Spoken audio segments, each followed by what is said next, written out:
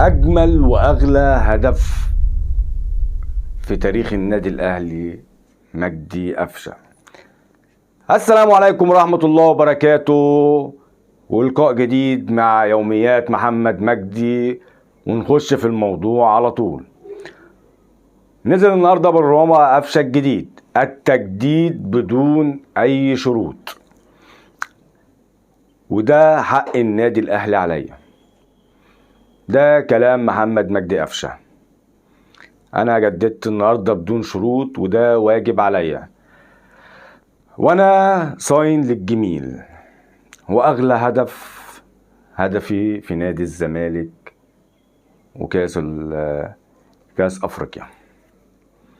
تصريح جديد من محمد مجدي قفشة بعد التجديد. معسكر النمسا ومباراة اليوم والغاء مباراة اليوم. طبعا احنا عارفين النادي الاهلي دلوقتي في معسكر تمهيدا للموسم الجديد. المفروض ان النهارده كان في مباراه واتلغت. اللي طالعين دلوقتي يقولوا اصابات، عندك عمرو السولية وعندك اكرم وكريم فؤاد تحت التجهيز، ياسر ابراهيم عمليه. ربنا يشفي جميع المصابين ويرجعوا لنا بالف سلامه ان شاء الله. المهاجم اللي محير مصر من سنتين ونص، ورتر بواليا راح الوداد.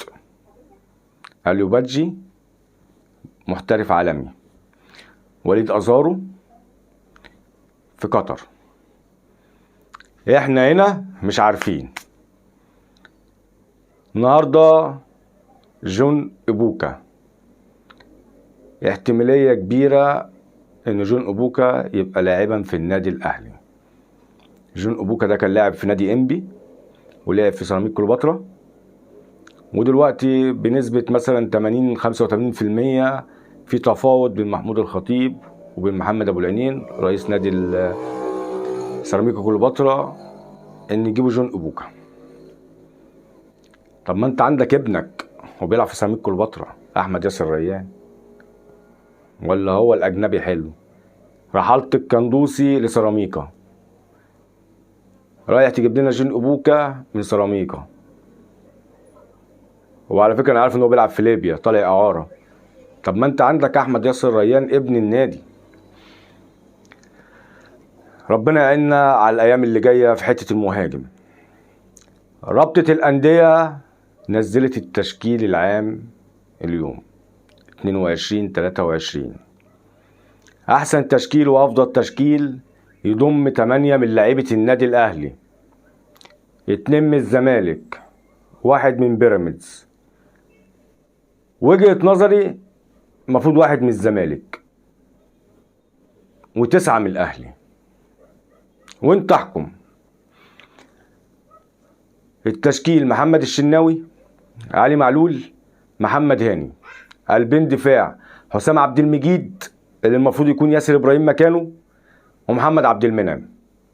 مروان عطية، قفشة، محمد رضا بوبو.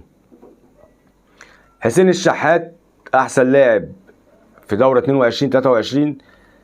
احمد السيد زيزو احسن لاعب 21/22. ومهاجم اللي انت طلعته برخص التراب محمد شريف، ودلوقتي عمال تدور على مهاجم، واخد احسن مهاجم 22/23.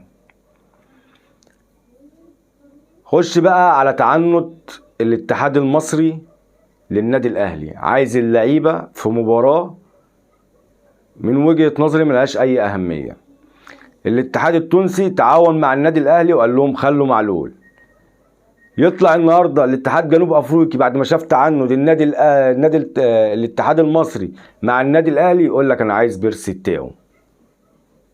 من حقي، انا بعمل مباريات انا كمان. ما لو شاف في تعاون من الاتحاد المصري بتاع بلد النادي ما كانش طلبه. مباراة ودية ومباراة ودية، وانت صاعد اول، انت كده صاعد، انت صعدت افريقيا خلاص، فملهاش لازمة التعنت. يا ريت حد يحل الموضوع ده من الاتحاد المصري مع فيكتوريا، ان النادي الاهلي هيرفض يبعت لعيبته. احنا عندنا ماتش مهم، كاس السوبر الافريقي اهم من مباراة ودية. ارقام جديدة وطموحات جديدة في النادي الاهلي بعد اعتزال محمد ابو تريكة. مفيش لاعب لبس رقم 22 ونجح في النادي الاهلي. النهاردة بقى من جديد وتحدي جديد. امام عاشور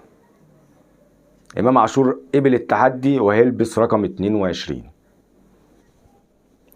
22 قيمة وقامة. 22 يعني الرقم ده في القلب. 22 يعني معشوق الجماهير محمد ابو تريكة، الساحر محمد ابو تريكة. اعرف انت هتلبس رقم ايه قبل ما تلبسه، عشان ياما قبلك لبسوه وفشلوا. ما يبقاش العيب في الرقم، العيب في اللي بيلبسه. رضا سليم هيرتدي قميص رقم 12. صلاح محسن رقم 9. احمد عبد القادر رقم 11. نشوفكم في فيديو جديد على يوميات محمد مجدي. لو انت لسه ما اشتركتش في القناة، فضلا وليس امر اشترك في القناة عشان الصفحة تكبر، والصفحة دي مش هتكبر غير بيكم. فندوس اللايك ونفعل زر الجرس، واي تعليقات انا برد عليها. اشوف وشكم بخير في فيديو جديد، والسلام عليكم ورحمة الله.